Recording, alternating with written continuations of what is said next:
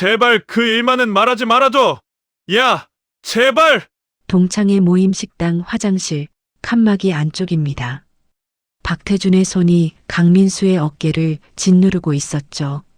40대 기업 대표의 얼굴에서 땀방울이 뚝뚝 떨어집니다.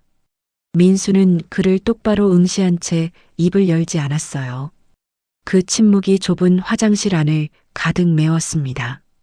태준의 입술이 떨리며 무언가를 더 말하려는 순간이었어요. 밖에서 누군가 화장실 문을 여는 소리가 들렸죠. 두 남자는 동시에 숨을 멈췄습니다. 40년 전의 비밀이 지금 이 순간 폭발하기 직전이었습니다. 대체 이 두 사람 사이에 무슨 일이 있었던 걸까요?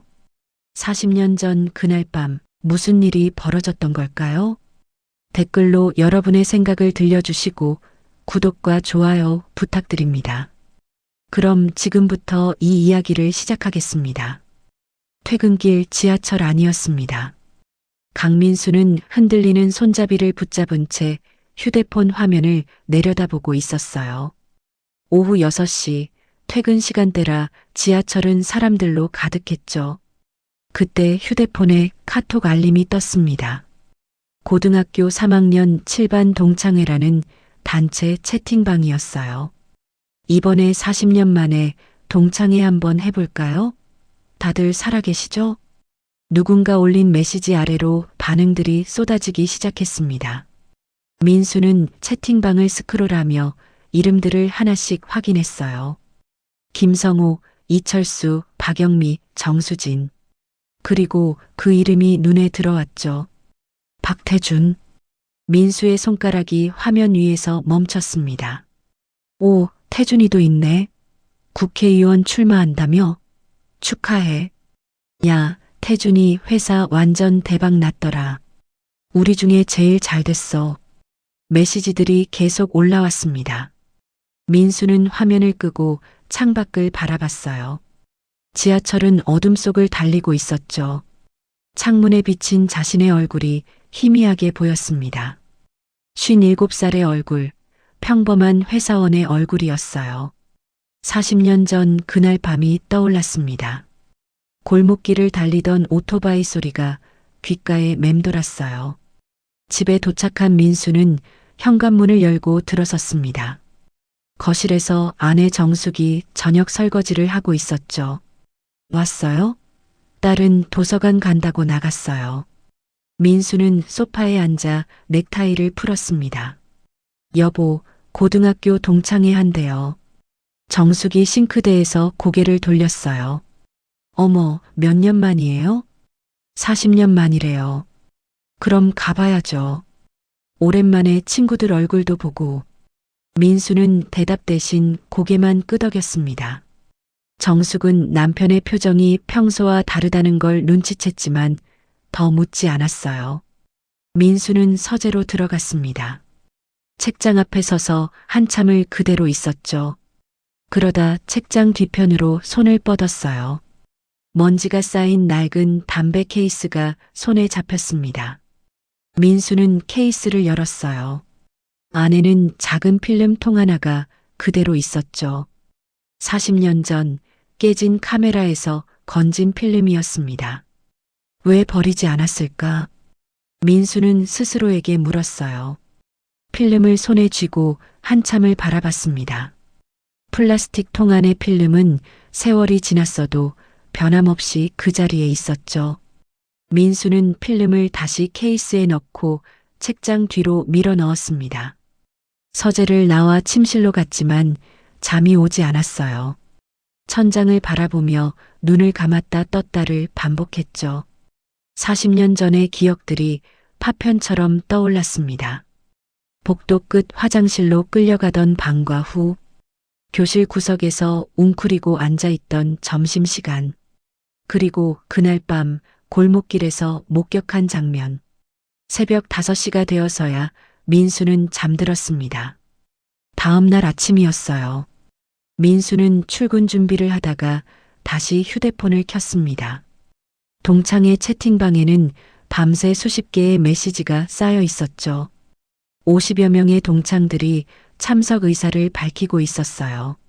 민수는 한참을 망설이다가 메시지를 입력했습니다. 저도 참석하겠습니다. 전송 버튼을 누르는 민수의 손이 미세하게 떨렸습니다. 곧 누군가 답장을 보냈어요. 민수야, 너 진짜 오냐?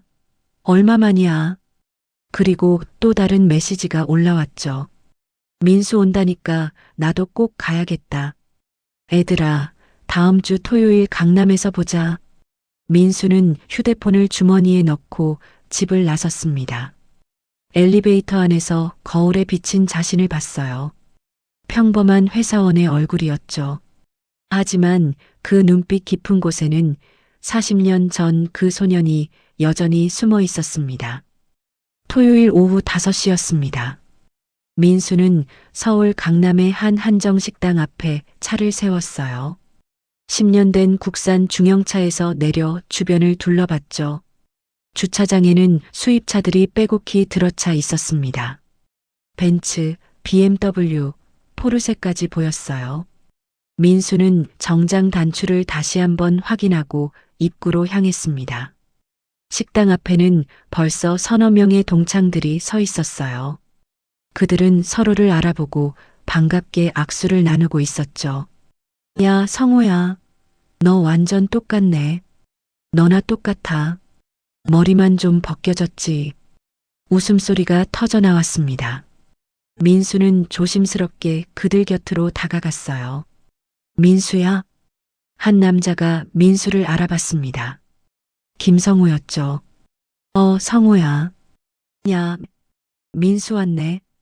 애들아, 민수다. 순식간에 여러 명이 몰려들었습니다.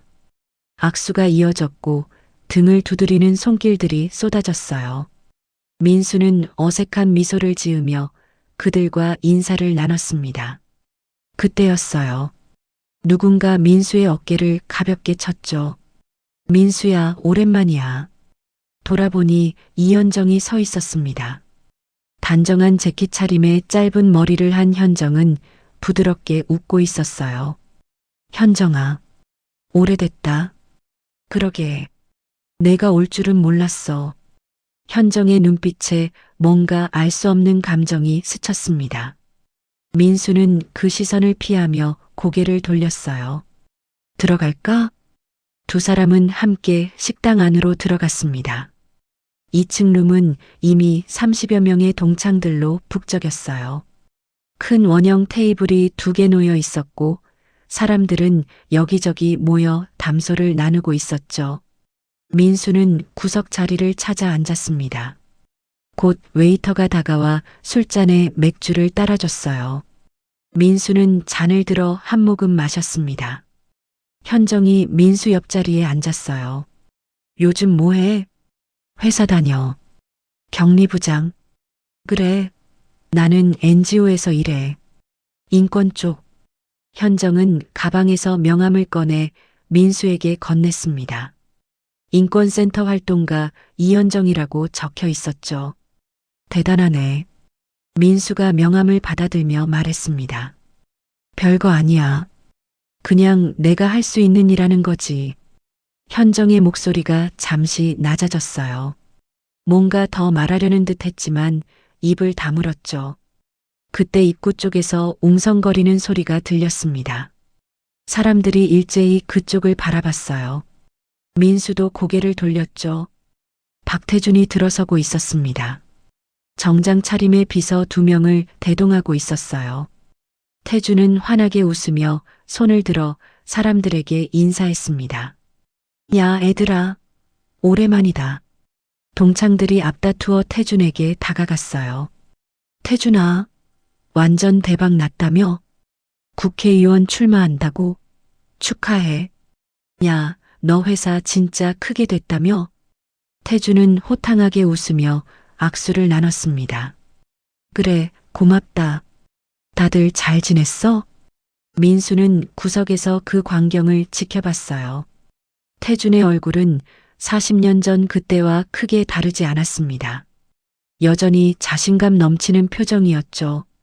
다만 뱃살이 나오고 머리숱이 줄어든 게 세월의 흔적이었어요. 태준이 사람들과 인사를 나누다가 천천히 방 안을 둘러봤습니다. 그의 시선이 구석에 앉은 민수에게 닿았어요.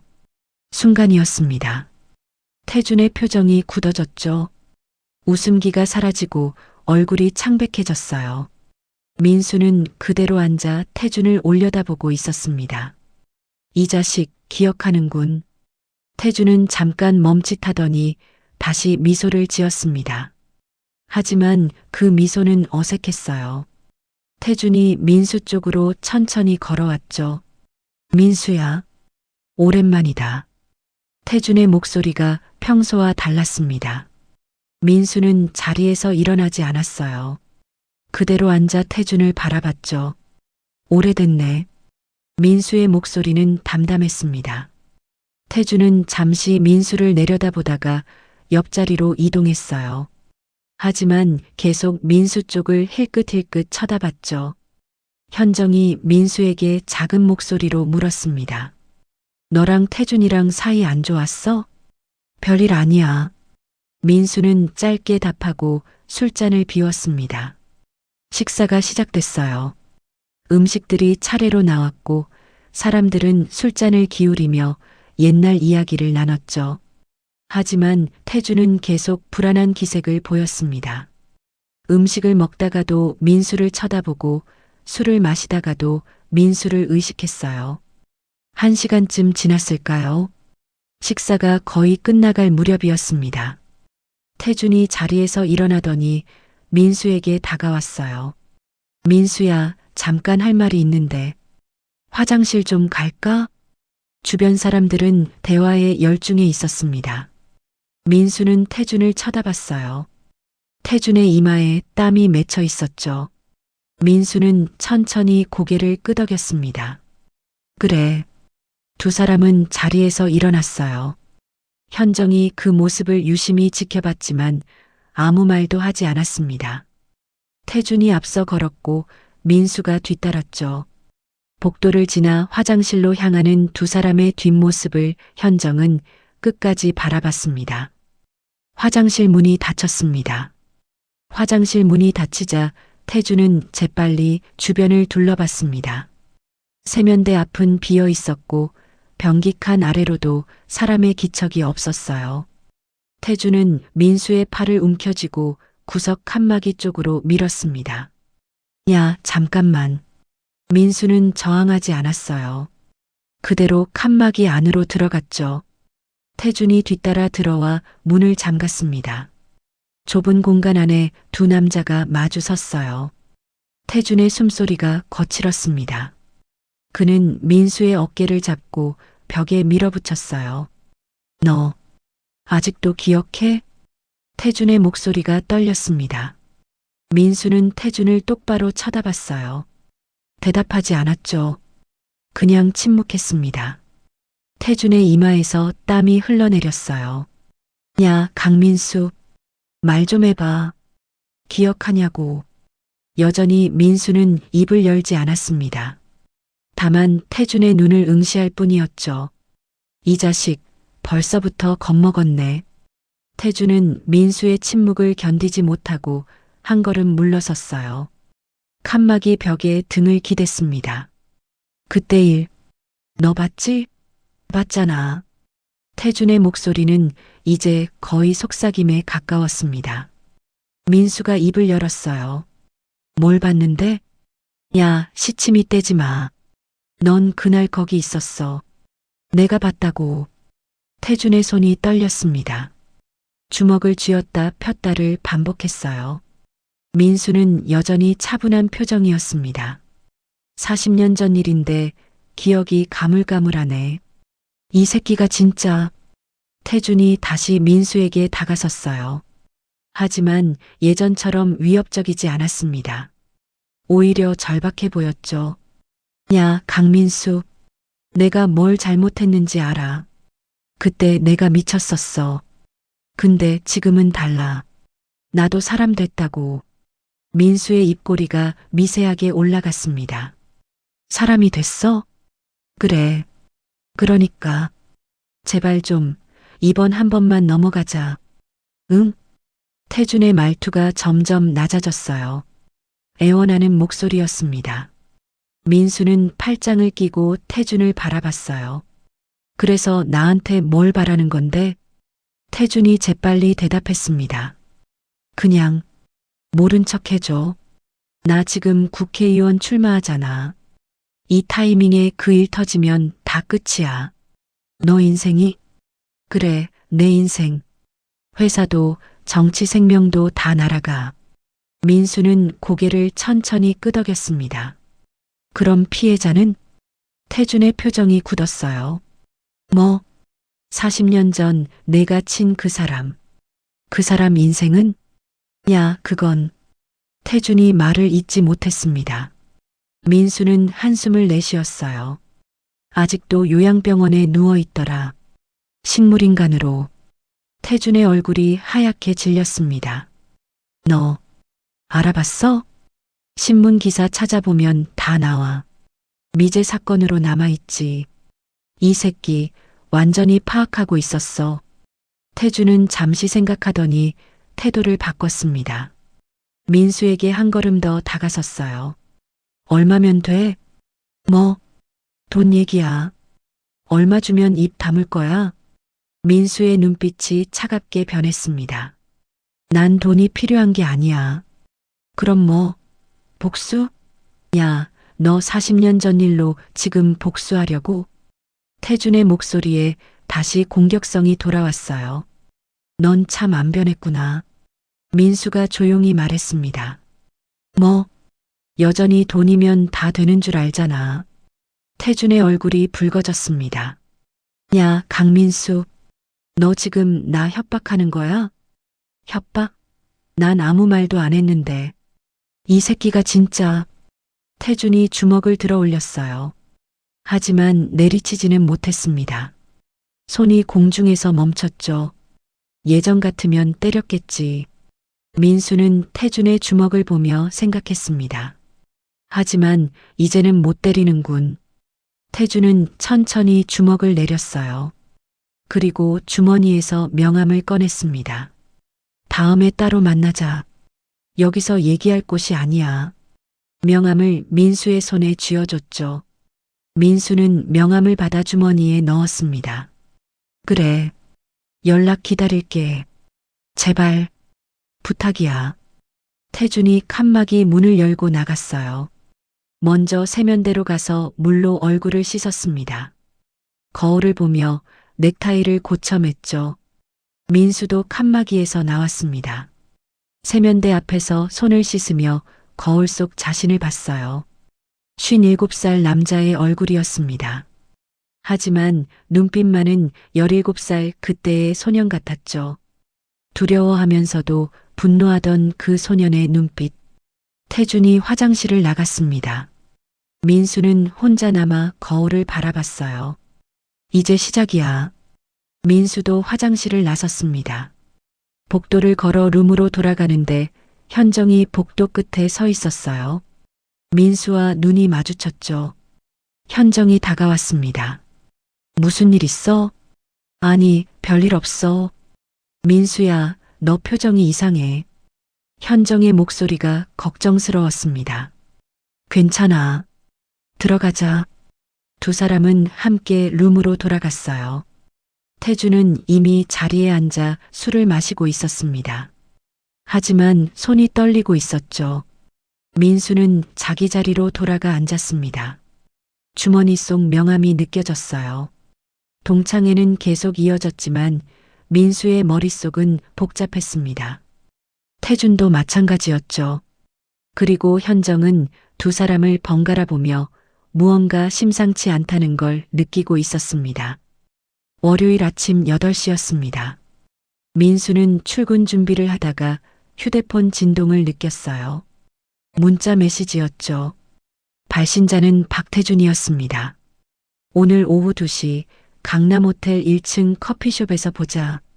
꼭 와라. 민수는 문자를 읽고 휴대폰을 내려놨습니다. 아내가 식탁에서 커피를 마시며 물었어요. 누구한테 온 거예요? 회사 사람이요.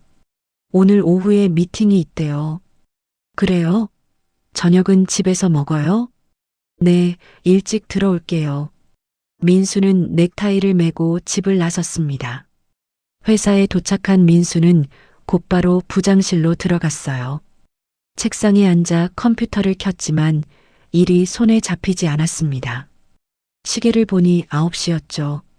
2시까지 5시간이 남았어요.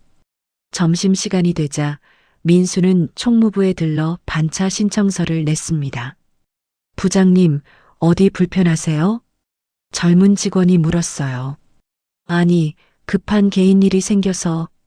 아, 네. 처리해 드릴게요. 민수는 회사를 나와 지하철을 탔습니다. 강남역에서 내려 은행으로 향했어요. 강남은행 본점 지하에는 안전금고 보관함이 있었죠. 직원에게 신분증을 제시하고 금고실로 들어갔습니다. 민수는 20년 전부터 이곳에 금고를 빌려 쓰고 있었어요. 작은 금고 문을 열자 안에는 몇 가지 문서들과 함께 낡은 담배 케이스가 있었습니다. 민수는 케이스를 꺼내 손에 쥐었어요. 한참을 그대로 서 있었죠. 이제 정말 쓸 때가 온 건가. 케이스를 가방에 넣고 금고를 잠갔습니다. 오후 1시 50분이었어요. 민수는 강남 호텔 앞에 섰습니다. 40층짜리 고급 호텔이었죠. 정문으로 들어서자 호화로운 로비가 펼쳐졌어요. 1층 커피숍은 로비 왼쪽에 있었습니다. 유리문을 열고 들어서니 클래식 음악이 흘러나왔어요. 민수는 안을 둘러봤습니다. 구석자리에 태준이 앉아 있었어요. 그런데 혼자가 아니었죠. 옆에는 50대로 보이는 정장 차림의 남자가 앉아 있었습니다. 민수는 천천히 그쪽으로 걸어갔어요. 태준이 민수를 보고 손짓했습니다. 왔어? 앉아. 민수는 태준 맞은편 의자에 앉았습니다. 태준 옆에 남자가 명함을 꺼내 민수에게 건넸어요. 처음 뵙겠습니다. 법무법인의 변호사 김성진입니다. 민수는 명함을 받아 테이블 위에 놓았습니다. 받아들지 않았죠. 변호사까지 데려왔네. 태준이 웨이터를 불러 커피를 주문했어요. 그리고 곧바로 본론으로 들어갔습니다. 민수야, 우리 시간 낭비하지 말고 솔직하게 얘기하자. 그래.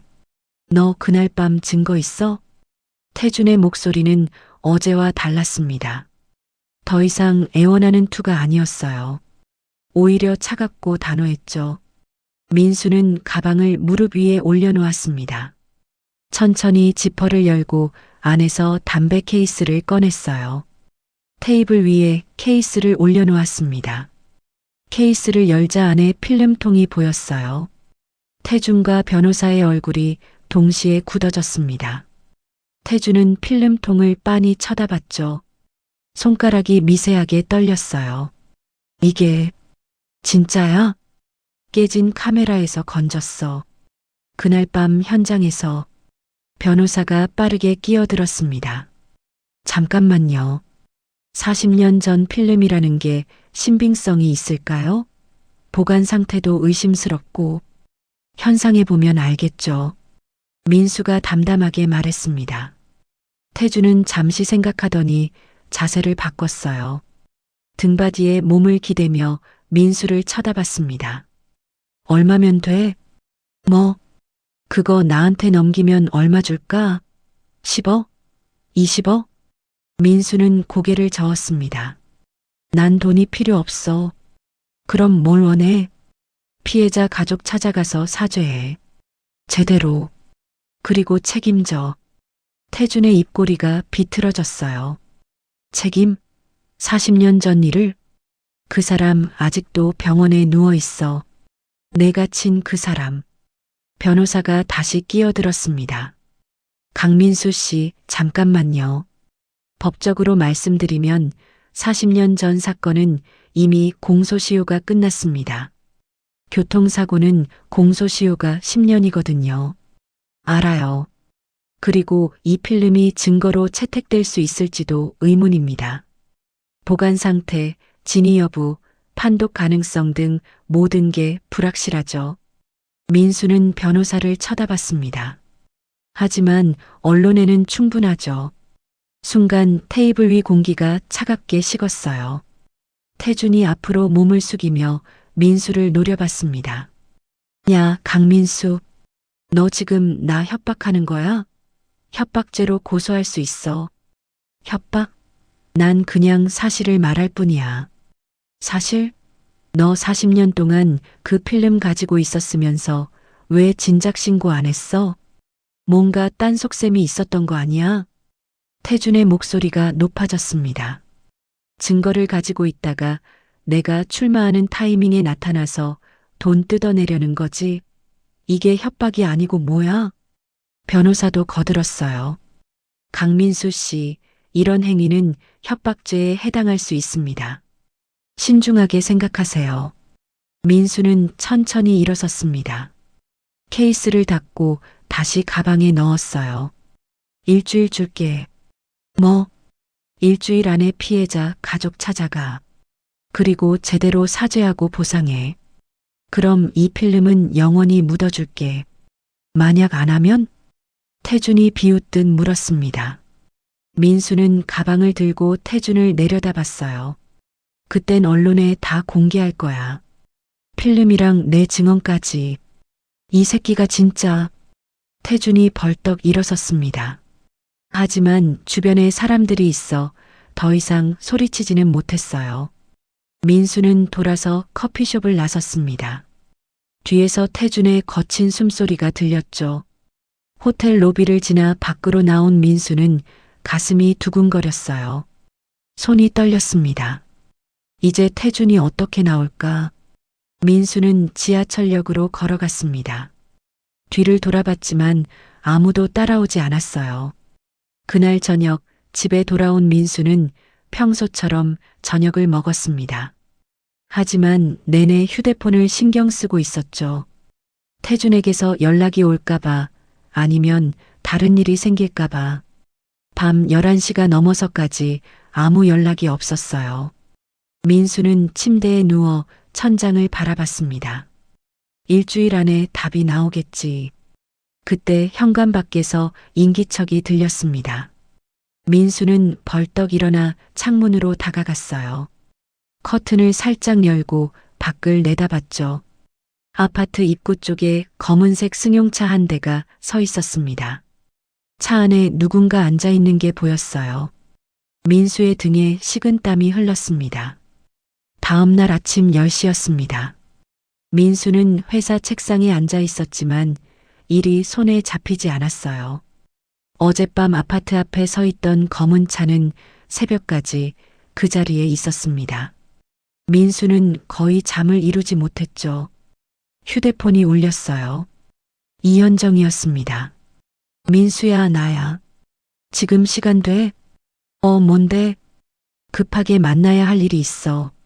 오늘 점심때 시간 낼 수 있어? 현정의 목소리가 심상치 않았습니다. 평소와 달리 다급했어요. 무슨 일인데? 전화로는 얘기하기 어려워. 우리 센터로 올래? 마포에 있거든. 민수는 잠시 망설였습니다. 알았어. 점심시간에 갈게. 고마워. 꼭 와야 돼. 진짜 중요한 일이야. 전화가 끊어졌어요. 민수는 휴대폰을 내려놓고 창밖을 바라봤습니다. 현정이 뭘 알아낸 걸까? 정오가 되자 민수는 회사를 나섰습니다. 지하철을 타고 마포역으로 향했어요. 30분쯤 걸렸죠. 역에서 나와 현정이 보내준 주소를 따라 걸었습니다. 골목 안쪽에 3층짜리 낡은 건물이 있었어요. 간판에 인권센터라고 써 있었습니다. 2층으로 올라가니 현정이 문 앞에서 기다리고 있었어요. 왔어? 빨리 들어와. 현정의 표정이 굳어 있었습니다. 민수는 그녀를 따라 안으로 들어갔어요. 복도를 지나 상담실로 들어섰죠. 방 안에는 한 청년이 의자에 앉아 있었습니다. 20대 중반쯤 보이는 청년이었어요. 마른 체구에 깊게 팬 눈, 창백한 얼굴이었죠. 민수야, 이 친구 소개할게. 박철민이야. 청년이 자리에서 일어나 민수에게 고개를 숙였습니다. 안녕하세요. 박철민입니다. 강민수예요. 두 사람은 악수를 나눴어요. 철민의 손이 차가웠습니다. 현정이 민수를 의자에 앉게 하고 자신도 앉았어요. 민수야, 철민이가 40년 전 뺑소니 사고 피해자의 조카야. 민수의 몸이 굳어졌습니다. 뭐? 피해자 이름은 박지훈. 당시 10살이었어. 사고 후 지금까지 식물인간으로 요양병원에 계셔. 현정이 차분하게 설명했습니다. 철민이 민수를 똑바로 쳐다보며 입을 열었어요. 혹시 그날 밤 현장 근처에 계셨나요? 목소리가 떨렸습니다. 간절함이 묻어났죠. 민수는 대답하지 못했어요. 철민의 눈빛을 보니 무언가 가슴이 무너져 내리는 것 같았습니다. 40년 동안 숨겨왔던 죄책감이 한순간에 밀려왔어요. 제가 왜 이렇게 물어보는지 설명드릴게요. 철민이 가방에서 낡은 파일을 꺼냈습니다. 테이블 위에 펼쳤어요. 노랗게 바른 신문 기사 스크랩이 보였습니다. 초등생 뺑소니 사고, 범인 미검거, 식물인간 된 10살 소년, 가족 눈물. 기사 옆에는 경찰 조서 사본도 있었어요. 삼촌은 저보다 24살 많으세요. 지금 54살이시죠. 하지만 10살 때부터 의식이 없으셨어요. 철민의 목소리가 가라앉았습니다. 엄마, 그러니까 삼촌 여동생이셨던 분이 평생 삼촌을 간병하시다가 3년 전에 돌아가셨어요. 과로로. 현정이 철민의 어깨를 가만히 두드렸습니다. 민수는 파일을 내려다봤어요. 40년 전 그날 밤이 생생하게 떠올랐죠. 최근에 센터에 철민이가 찾아왔어. 삼촌 사건을 다시 조사해달라고. 현정이 말을 이었습니다.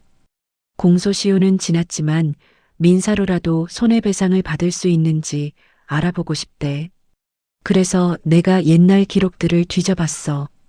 그래서 당시 목격자 진술이 하나 있었어.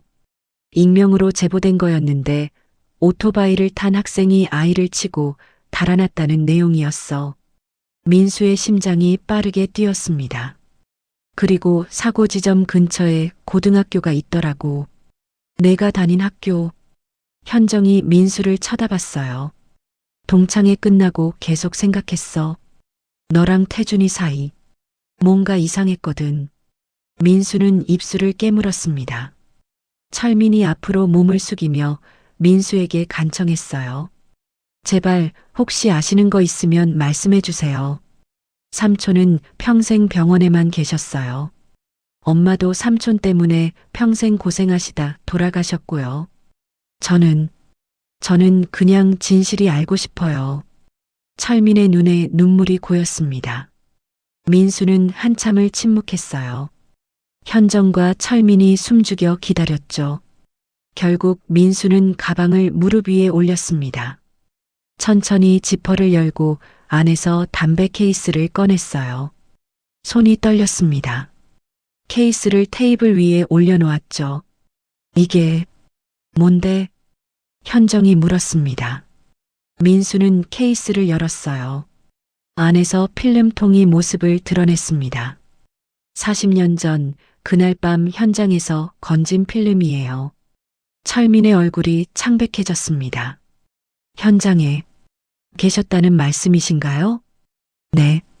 저도 그 학교 학생이었어요. 민수의 목소리가 갈라졌어요. 그날 밤 저는 학교에서 늦게까지 남아 있었어요. 집에 가기 싫어서 학교에서 맨날 괴롭힘을 당했거든요. 현정이 민수를 쳐다봤습니다. 민수야. 집으로 가는 길에 골목을 지나가는데 오토바이 소리가 들렸어요. 뒤돌아보니 술 냄새를 풍기는 학생이 오토바이를 타고 있었죠. 민수는 잠시 말을 멈췄습니다. 숨을 깊이 들이쉬고 다시 입을 열었어요. 그 학생이 바로 박태준이었어요. 저를 괴롭히던 애. 철민이 주먹을 불끈 쥐었습니다. 태준이는 저를 보고 그냥 지나쳤어요. 속도를 내서 골목을 빠져나가더라고요. 그리고 모퉁이를 돌 때 아이가 서 있었어요. 삼촌, 철민이 떨리는 목소리로 말했습니다. 쾅 하는 소리가 났어요. 아이가 바닥에 쓰러졌고 태준이는 그냥 달아났어요. 민수의 눈에도 눈물이 맺혔습니다. 저는 너무 무서웠어요. 현장으로 달려갔는데 아이는 피를 흘리며 쓰러져 있었고 근처에 깨진 카메라가 있었어요. 아이가 사진을 찍고 있던 것 같았어요. 삼촌이 좋아하셨대요. 사진 찍는 거. 철민이 울먹였습니다. 저는 119에 신고하고 카메라에서 필름만 빼서 도망쳤어요. 태준이한테 들키면 저도 죽을 것 같았거든요. 그래서 40년 동안 가지고 있었던 거야? 현정이 물었어요. 네. 경찰에 신고해야 한다는 건 알았어요. 하지만 할 수 없었어요. 무서웠어요. 민수가 고개를 떨구었습니다. 방 안에 침묵이 흘렀어요. 철민은 필름통을 빤히 쳐다보고 있었습니다. 이걸 현상하면 범인을 확인할 수 있나요? 흐릿하겠지만 오토바이 운전자가 찍혀 있을 거예요. 철민이 두 손으로 얼굴을 감싸 쥐었습니다. 어깨가 떨렸어요. 40년 만에 현정이 철민을 안아주며 등을 쓰다듬었습니다. 민수는 의자에 앉은 채 두 사람을 바라봤어요. 늦었지만 이제라도 해야 해. 민수가 입을 열었습니다. 태준이는 지금 국회의원 출마를 앞두고 있어요. 저한테 입 다물어 달라고 협박했죠. 뭐? 현정이 고개를 돌렸습니다. 어제 만났어요. 태준이가 저한테 돈을 주겠다고 했어요. 필름을 넘기라고. 그래서 거절했어요. 대신 피해자 가족한테 사죄하고 책임지라고 했죠. 일주일 시간을 줬어요. 철민이 얼굴을 들었습니다. 눈물 자국이 선명했어요. 정말 감사합니다. 철민이 자리에서 일어나 민수에게 깊이 고개를 숙였습니다. 민수도 일어났어요. 미안해요. 진작 나섰어야 했는데. 아니에요. 지금이라도 이렇게 해주셔서 고맙습니다. 현정이 두 사람을 번갈아 보며 말했습니다. 이제 어떻게 할 거야? 일주일 뒤에 태준이가 어떻게 나오는지 봐야죠. 만약 움직이지 않으면. 민수가 필름통을 가리켰습니다. 이걸 세상에 공개할 거예요. 현정이 고개를 끄덕였어요. 내가 아는 기자한테 연락해 볼게. 그리고 변호사도. 고마워, 현정아. 세 사람은 한참을 그렇게 서 있었습니다. 테이블 위에 필름통을 보며 40년간 숨겨졌던 진실을 담은 작은 통을. 그때 민수의 휴대폰이 울렸어요. 모르는 번호였습니다. 민수는 전화를 받았죠. 여보세요? 수화기 너머로 낮고 협박적인 목소리가 들려왔습니다. 강민수 씨죠? 조심하시는 게 좋을 겁니다. 가족들까지 위험해질 수 있으니까요. 전화가 끊어졌습니다. 민수는 휴대폰을 쥔 손이 떨렸습니다. 협박 전화가 끊긴 뒤에도 귓가에 그 목소리가 맴돌았어요. 민수야, 무슨 전화였어? 현정이 다가와 물었습니다. 협박이에요. 가족을 건드리겠대요. 철민의 얼굴이 창백해졌어요. 저 때문에. 아니야. 이건 철민이 잘못이 아니야. 민수가 고개를 저었습니다. 이제 시간이 없어요. 빨리 움직여야 해요. 현정이 단호하게 말했죠. 일단 이 필름부터 현상해야 돼. 증거를 확보하는 게 먼저야. 세 사람은 곧바로 움직이기 시작했습니다. 현정이 노트북을 열어 검색을 시작했어요. 서울에서 옛날 필름을 현상할 수 있는 곳을 찾았죠. 요즘은 디지털이라 필름 현상하는 곳이 거의 없어. 오래된 사진관을 찾아봐야 할 것 같은데요. 철민이 옆에서 말했습니다. 1시간 넘게 전화를 돌렸어요. 대부분 필름 현상은 안 한다고 했습니다. 혹은 40년 된 필름은 너무 오래돼서 보증할 수 없다고 했죠. 마침내 종로구의 한 사진관이 가능하다고 답했습니다. 40년 됐다고요? 한번 해보죠. 장담은 못하지만. 전화 너머 노인의 목소리가 들렸어요. 세 사람은 곧바로 택시를 타고 종로로 향했습니다. 좁은 골목 안쪽에 삼성사진관이라는 간판이 보였어요. 페인트가 벗겨진 낡은 간판이었습니다. 문을 열고 들어서니 묵직한 약품 냄새가 났어요. 카운터 뒤에 이른 대로 보이는 노인이 앉아 있었습니다. 전화하신 분들이신가? 네, 맞습니다. 현정이 대답했어요. 민수가 가방에서 필름통을 꺼내 카운터에 올려놓았습니다. 노인은 돋보기를 쓰고 필름을 꺼내 빛에 비춰봤어요. 보관은 잘했네요. 빛에 노출 안 됐고. 그런데 40년이나 됐으면 색이 변했을 수도 있어요. 괜찮아요. 형체만 알아볼 수 있으면 돼요. 민수가 말했습니다. 사흘은 걸릴 겁니다. 천천히 해야 하거든요. 네, 기다리겠습니다. 노인은 필름을 조심스럽게 봉투에 넣고 접수증을 건넸어요. 금요일 오후 2시에 오세요. 세 사람은 사진관을 나섰습니다. 이제 뭐 하지? 철민이 물었어요. 일단 민수 가족부터 보호해야 해. 현정이 말했습니다. 집에 가서 아내한테 얘기할게요. 당분간 친정에 가 있으라고. 민수가 답했죠. 나도 준비할 게 있어. 아는 기자한테 연락해 볼게. 현정이 휴대폰을 꺼냈습니다. 세 사람은 헤어졌어요. 민수는 지하철을 타고 집으로 향했습니다. 차 안에서 계속 주변을 살폈죠. 누군가 따라오는 것 같은 느낌이 들었어요. 집에 도착한 민수는 현관문을 열고 들어섰습니다.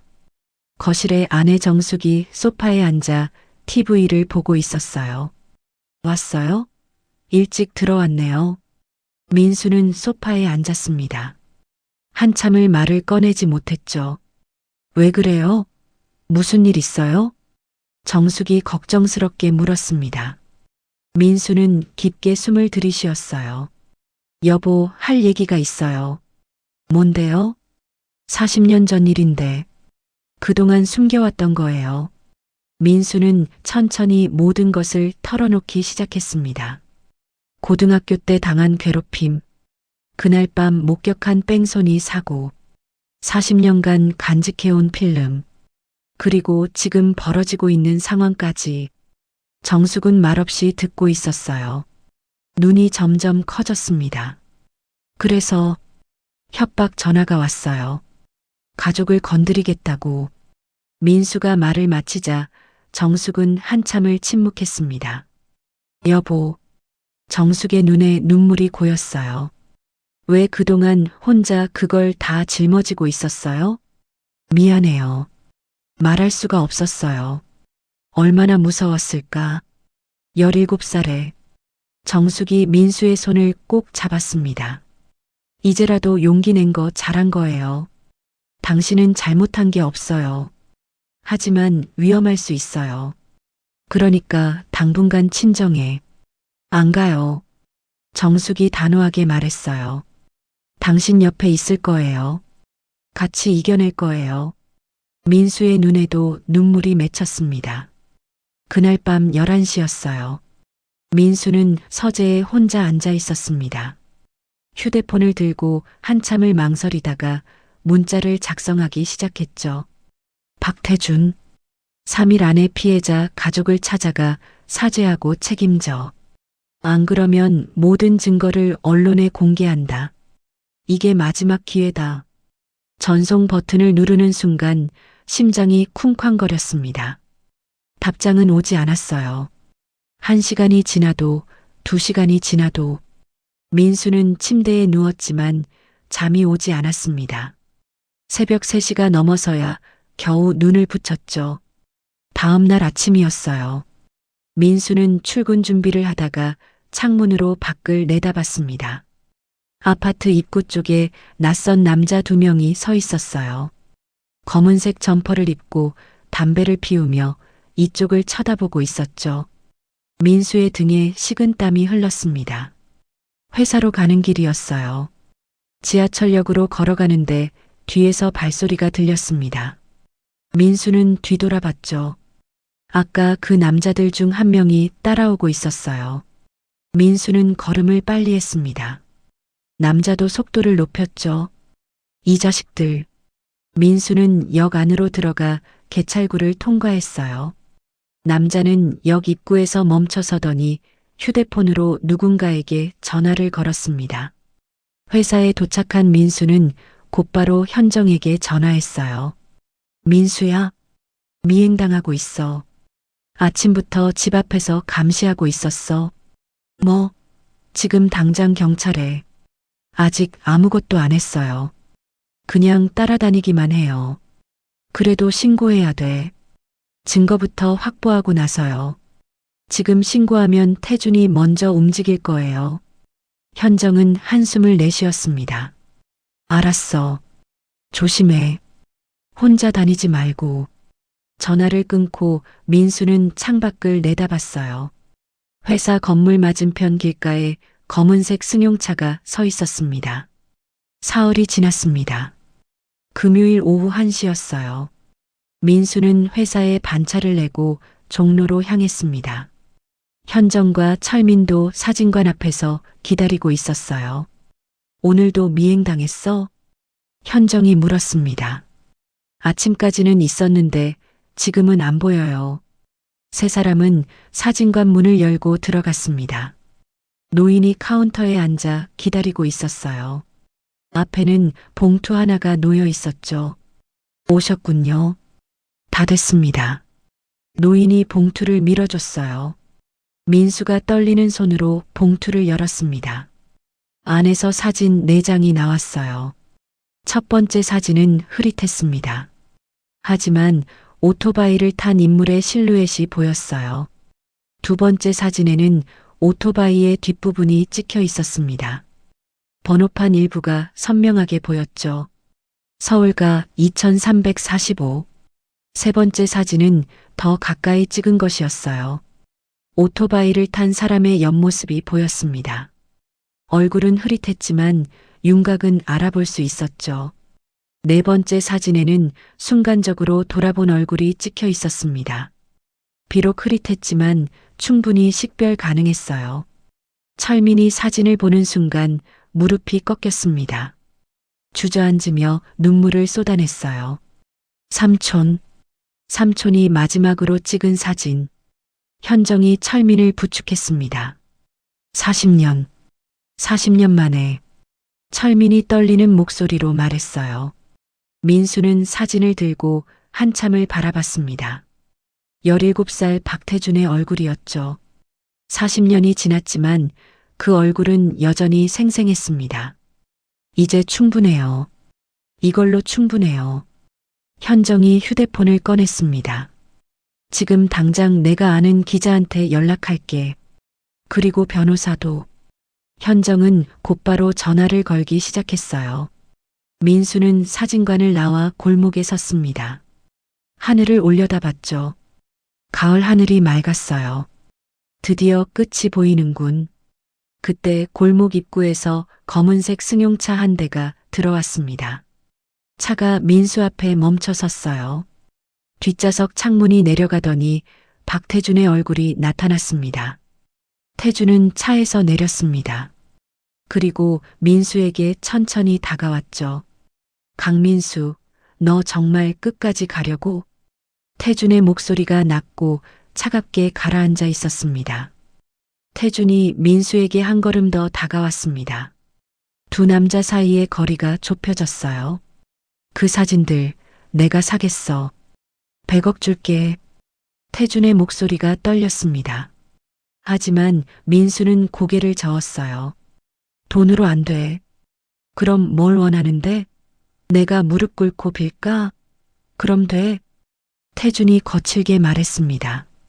그때 사진관 문이 열리며 현정과 철민이 나왔어요. 현정이 태준을 보자 얼굴을 굳혔습니다. 박태준? 태준은 현정을 보고 잠시 당황했어요. 이현정, 너까지 왜 여기 있어? 내가 한 짓을 알게 됐어. 현정이 차갑게 말했습니다. 철민이 앞으로 나섰어요. 태준을 똑바로 쳐다봤습니다. 당신이 우리 삼촌을 친 사람이군요. 태준의 얼굴이 하얗게 질렸어요. 누구야 너? 박지훈의 조카입니다. 40년 전 당신이 오토바이로 치고 달아난 그 아이. 태준은 한 걸음 뒤로 물러섰습니다. 주변을 둘러봤죠. 차 안에 있던 운전기사가 내려 태준 옆에 섰어요. 증거 없어. 40년 전 일이잖아. 태준이 억지로 웃음을 지었습니다. 민수가 손에 든 봉투를 들어 올렸어요. 여기다 있어. 사진, 번호판, 내 얼굴까지. 태준의 웃음이 사라졌습니다. 야, 강민수. 너 진짜 이러면 너도 가만 안 둬. 협박? 이미 늦었어. 현정이 휴대폰을 들어 보였습니다. 방금 기자한테 연락했어. 1시간 뒤에 센터에서 인터뷰하기로 했어. 태준이 휴대폰을 향해 손을 뻗었지만 현정은 재빨리 피했어요. 이 미친. 너희 진짜. 태준이 거칠게 숨을 몰아쉬었습니다. 이제 끝이야, 박태준. 내가 저지른 일에 책임져야 할 시간이야. 민수가 조용히 말했습니다. 태준은 주먹을 쥐었다 폈다를 반복했어요. 하지만 아무것도 할 수 없었죠. 주변에 사람들이 지나다니고 있었습니다. 너희 후회할 거야. 태준은 차에 올라탔습니다. 차가 급하게 골목을 빠져나갔어요. 세 사람은 잠시 서로를 바라봤습니다. 빨리 가자. 준비할 게 많아. 현정이 말했어요. 1시간 뒤 인권센터 회의실이었습니다. 카메라 3대가 설치되어 있었고 기자 1명과 카메라맨 2명이 준비하고 있었어요. 기자는 40대 중반의 여성이었습니다. 소개할게. 한국일보 사회부 차장 송미경 기자야. 내 대학 선배야. 현정이 소개했습니다. 안녕하세요. 송미경입니다. 송 기자가 민수와 악수를 나눴어요. 이번 제보 내용 확인했습니다. 정말 놀라운 사건이네요. 40년 동안 묻혀 있었어요. 민수가 답했습니다. 지금부터 인터뷰 시작하겠습니다. 편하게 말씀해 주세요. 카메라에 불이 들어왔어요. 민수는 카메라 앞에 앉았습니다. 심장이 빠르게 뛰었죠. 40년 전 그날 밤 일을 증언해 주시겠어요? 송 기자가 물었습니다. 민수는 깊게 숨을 들이쉬었어요. 그리고 입을 열었습니다. 1985년 10월 15일 밤 9시경이었습니다. 저는 당시 고등학교 2학년이었고 민수는 모든 것을 털어놓았습니다. 학교 폭력 피해 사실, 그날 밤 목격한 뺑소니 사고, 박태준이 술에 취해 오토바이로 아이를 치고 달아난 것, 40년간 간직해온 필름, 그리고 최근 태준으로부터 받은 협박까지. 인터뷰는 1시간 넘게 이어졌어요. 철민도 카메라 앞에 섰습니다. 삼촌은 지금 요양병원에 계십니다. 40년째 식물인간 상태로요. 철민이 휴대폰으로 찍은 영상을 보여줬어요. 요양병원 침대에 누워있는 중년 남성의 모습이었습니다. 온갖 관이 몸에 연결되어 있었죠. 엄마는 삼촌 간병비를 벌다가 과로로 돌아가셨어요. 저는 그냥 진실이 알고 싶었어요. 철민의 목소리가 떨렸습니다. 송 기자는 사진들을 촬영했어요. 번호판이 찍힌 사진, 태준의 얼굴이 찍힌 사진까지. 이 정도면 특종입니다. 오늘 밤 기사 올리겠습니다. 송 기자가 단호하게 말했습니다. 오후 6시였어요. 민수는 집으로 돌아갔습니다. 아내에게 모든 것을 설명했죠. 오늘 밤 기사가 나갈 거예요. 무서워요? 정숙이 민수의 손을 잡았습니다. 아니, 이제는 안 무서워요. 민수가 미소 지었어요. 저녁 9시였습니다. 민수는 소파에 앉아 노트북을 켰어요. 포털 사이트 메인을 새로 고침했죠. 그때 기사가 떴습니다. 40년 전 뺑소니 국회의원 예비후보 박태준 씨 연루 의혹. 식물인간 된 피해자, 가해자는 재벌 2세. 기사 조회수가 빠르게 올라갔습니다. 댓글이 쏟아지기 시작했어요. 이게 진짜야? 박태준 그 사람 맞네. 사진 봤어. 40년 동안 피해자는 병원에 누워 있었다고? 인간 쓰레기네.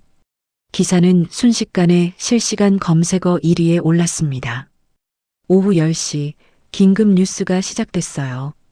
민수는 TV를 켰습니다. 앵커가 심각한 표정으로 말했어요. 40년 전 뺑소니 사건에 국회의원 예비후보가 연루됐다는 의혹이 제기됐습니다. 박태준 대표는 화면에 태준의 얼굴이 크게 나왔어요. 그리고 40년 전 사진과 현재 모습을 비교하는 영상이 나왔습니다. 민수의 휴대폰이 울렸어요. 현정이었습니다. 민수야, TV 봤어? 지금 보고 있어. 대박이야. 포털 실검 1위부터 10시까지 다 박태준이야. 그래. 민수는 복잡한 감정이 들었습니다. 1시간 뒤 태준의 선거사무소에서 긴급 기자회견이 열렸어요. 태준이 단상에 섰습니다. 얼굴이 창백했어요. 오늘 제기된 의혹은 전혀 사실이 아닙니다. 40년 전 일을 근거도 없이. 기자들의 질문이 쏟아졌습니다. 사진 속 인물이 후보님 맞습니까? 피해자 가족에게 사과할 의향은? 공소시효는 지났지만 도의적 책임은? 태준은 제대로 대답하지 못했어요. 땀을 흘리며 말을 더듬었습니다. 회견은 10분 만에 종료됐어요. 자정이 넘어서자 SNS에 글들이 쏟아지기 시작했습니다. 저도 고등학교 때 박태준한테 맞았습니다. 같은 반이었는데 정말 악질이었어요. 돈으로 다 무마했다는 소문이 있었어요. 과거 피해자들의 증언이었습니다. 10개의 증언이 올라왔어요. 다음 날 아침이었습니다. 여당 대표가 긴급 기자회견을 열었어요. 박태준 후보에 대한 공천을 즉각 철회합니다. 철저한 진상 규명이 필요합니다. 태준의 건설회사 주가는 개장과 동시에 폭락했습니다. 하한가를 찍었어요. 검찰청 앞에서는 피해자 유족과 시민단체가 진상규명을 촉구하는 집회를 열었습니다. 철민도 그 자리에 있었어요. 오후 2시 검찰이 공식 발표했습니다. 40년 전 뺑소니 사건에 대한 재수사에 착수했습니다. 당시 은폐 의혹도 함께 조사하겠습니다. 민수는 회사 휴게실에서 뉴스를 봤어요. 동료들도 모여서 화면을 보고 있었습니다. 이거 진짜 충격적이지 않아요? 40년 동안 숨겨왔다니.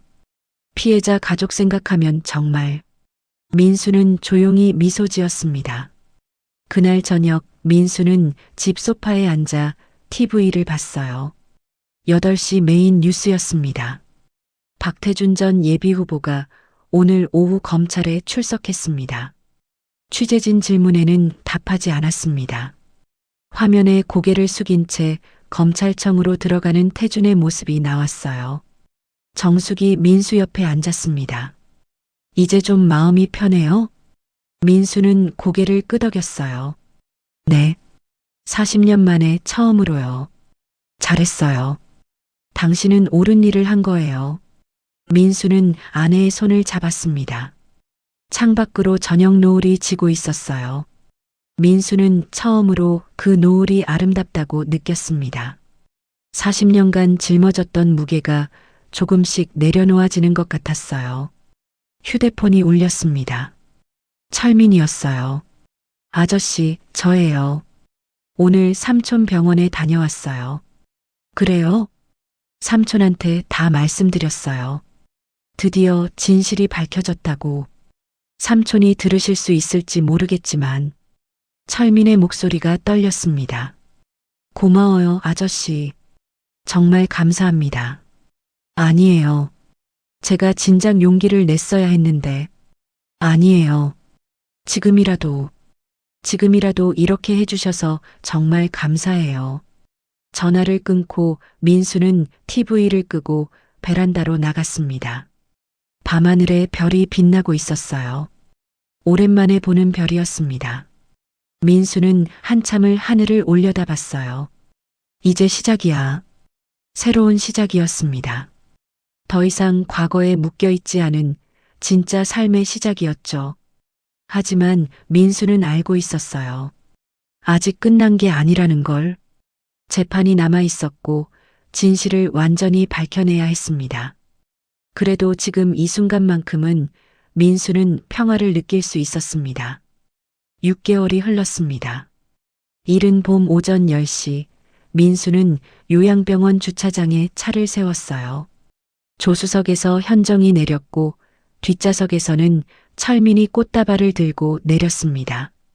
준비됐어? 현정이 민수에게 물었어요. 네, 괜찮아요. 민수가 고개를 끄덕였습니다. 세 사람은 병원 건물로 걸어갔어요. 자동문이 열리며 소독약 냄새가 풍겨왔습니다. 간호사가 안내를 했죠. 3층 특별실입니다. 이쪽으로 오세요. 엘리베이터를 타고 3층에 내렸어요. 복도를 따라 걸어가니 끝에 특별실이 있었습니다. 문 앞에서 철민이 잠시 숨을 고르더니 문을 열었어요. 방 안에는 큰 창문으로 햇살이 들어오고 있었습니다. 침대에 한 남자가 누워 있었어요. 54살의 박지훈, 40년 전 그날 밤 10살 소년이었던 그 사람이었죠. 온갖 의료기기가 몸에 연결되어 있었습니다. 철민이 침대 옆으로 다가갔어요. 삼촌, 저예요. 철민이요. 오늘 특별한 분들 모셨어요. 철민의 목소리가 부드러웠습니다. 민수는 천천히 침대 가까이로 갔어요. 지훈의 얼굴을 내려다봤습니다. 눈을 감고 있는 평화로운 얼굴이었죠. 민수는 침대 옆에 무릎을 꿇었습니다. 박지훈 씨, 저는 강민수라고 합니다. 민수의 목소리가 떨렸어요.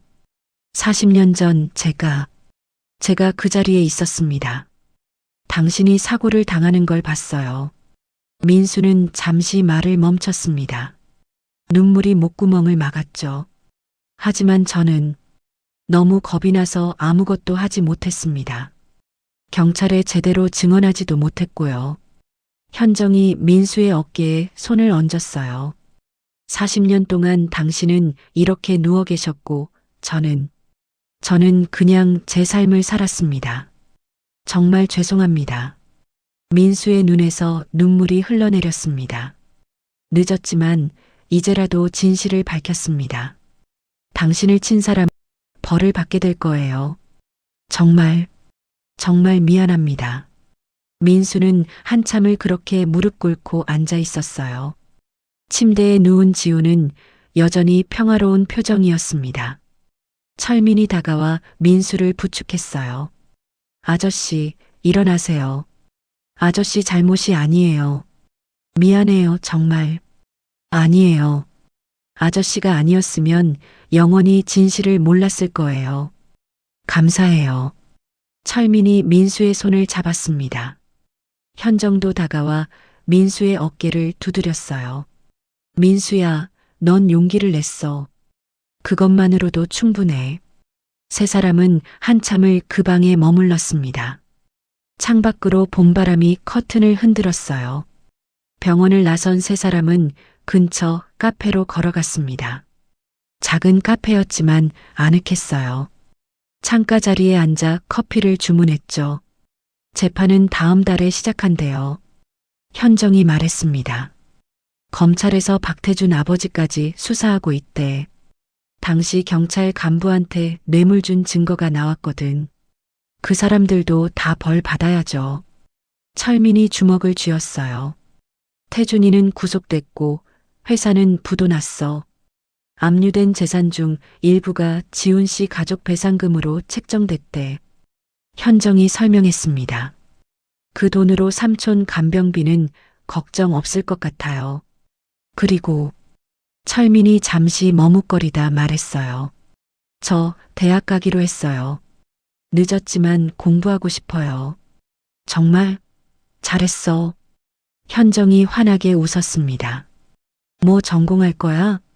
민수가 물었어요. 사회복지요. 삼촌 같은 분들을 돕고 싶어요. 철민의 눈빛이 반짝였습니다. 민수는 창밖을 바라봤어요. 카페 밖으로 따스한 봄 햇살이 내리쬐고 있었습니다. 거리를 지나는 사람들의 얼굴이 밝아 보였어요. 40년 만에 처음 느끼는 평화였습니다. 가슴속 무거운 돌덩이가 사라진 것 같았죠. 민수야, 너는 이제 어떻게 지낼 거야? 현정이 물었습니다. 글쎄, 그냥 평범하게. 가족이랑 더 많은 시간 보내고 싶어. 민수가 담담하게 답했어요. 딸이 곧 졸업하잖아. 이제 아빠가 많이 챙겨줘야지. 그래야지. 민수가 미소 지었습니다. 세 사람은 한참을 그렇게 앉아 이야기를 나눴어요.